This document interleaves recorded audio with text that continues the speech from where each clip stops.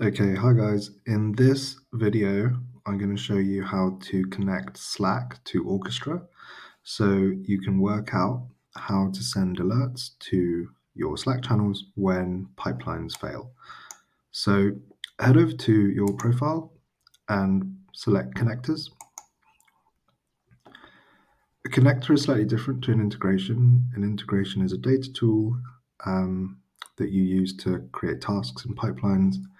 A connector is basically an integration, but it's not to a data tool, it's to a piece of software that you use to enable additional features like alerting.